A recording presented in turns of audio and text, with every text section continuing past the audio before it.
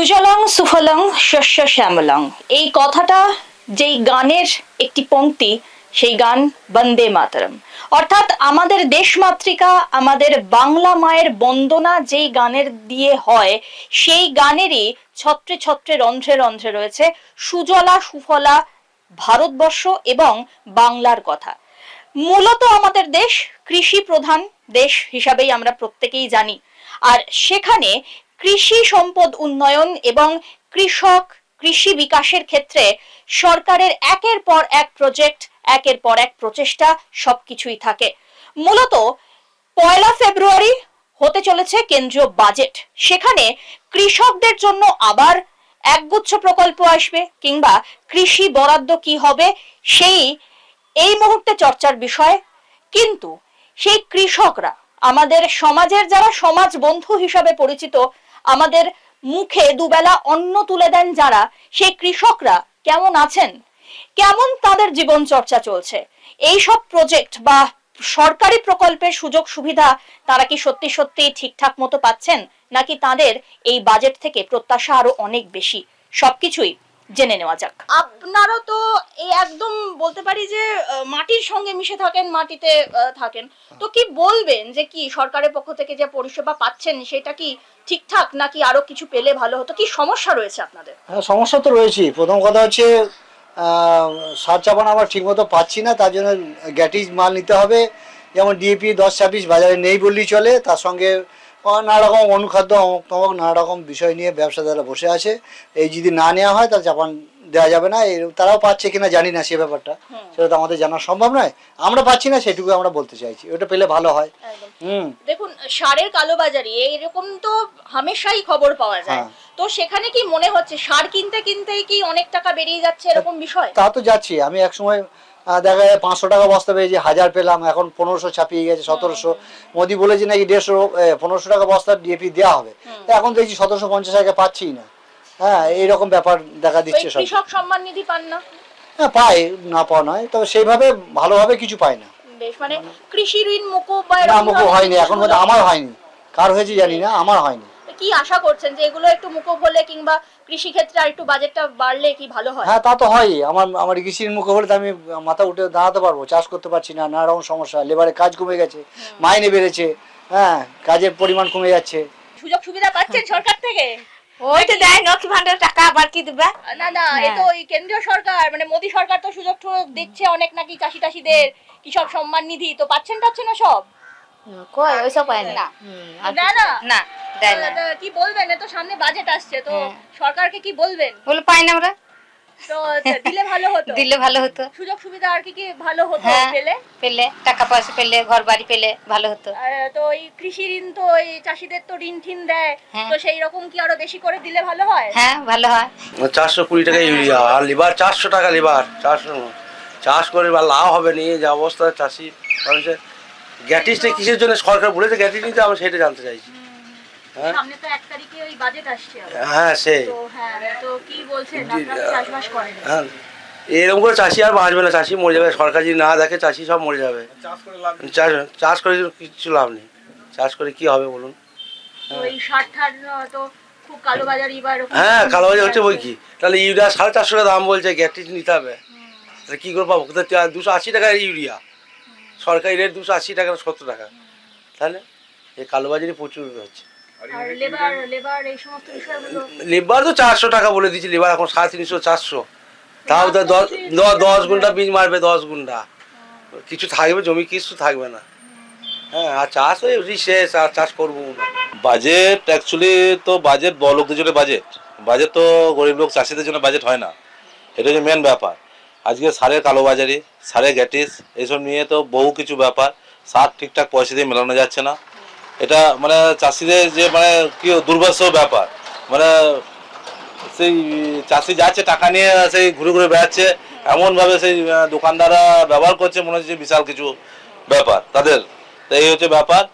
আর একটা কথা, আমাদের বাংলার মুখ্যমন্ত্রী মমতা ব্যানার্জি, উনি কিন্তু চাষিদের জন্য ভাবনা চিন্তা করছেন।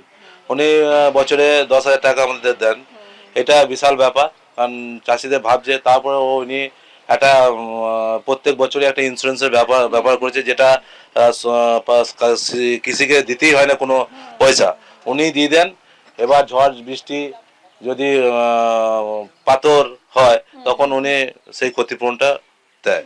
তো দাদা এই যে ধান তো রুপছেন আর কি, এটা কি ধান রোপা হচ্ছে? এটা মিনিকেট। আচ্ছা, মিনিকেট চাল। তো এখানে তো এই ধানের আপনার সমস্ত থাকে, এই ধরুন এই গাছ যখন একটু বড় হবে তখন তো সব সার ঠার দিতে লাগবে, হতে লাগবে। তো সেই সারের দাম টাম কি বুঝছেন যে ঠিকঠাক আছে, নাকি চোরাবাজারি কালোবাজারি তো হচ্ছে শোনা যাচ্ছে? এখন সাড়ে বাজার একটু চড়া আছে।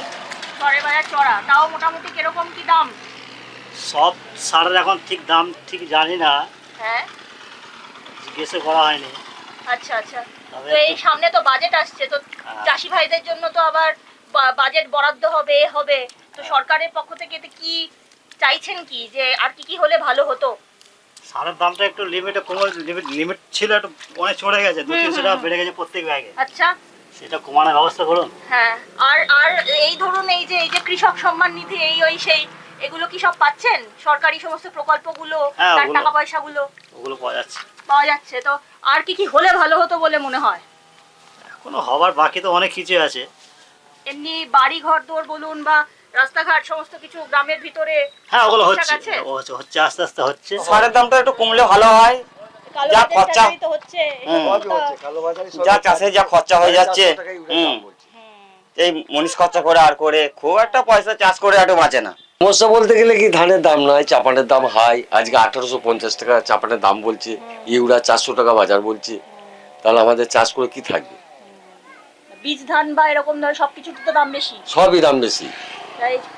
এই যে চাষিদের যে ঋণ টিন দেওয়া হচ্ছে সরকারের থেকে, তা ঠিকঠাক পাচ্ছেন না? না, কই ঋণ পাচ্ছি কই?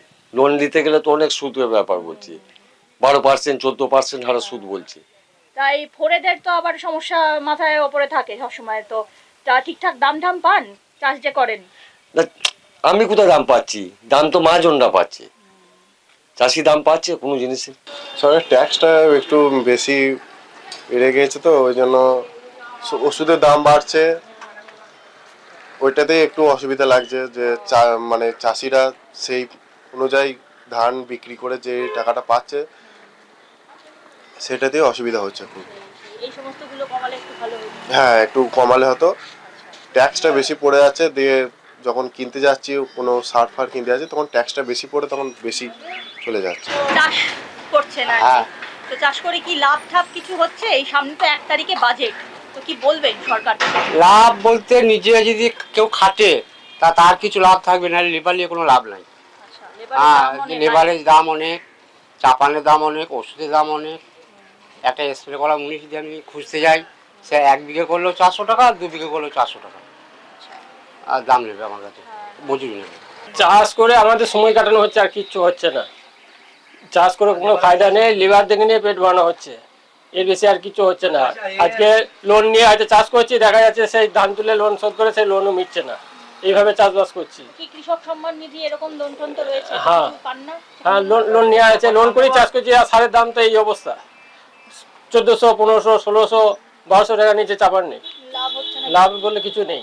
বাজেটে তো চাষিরা এখন খুবই ভাবনায় পড়ে আছে।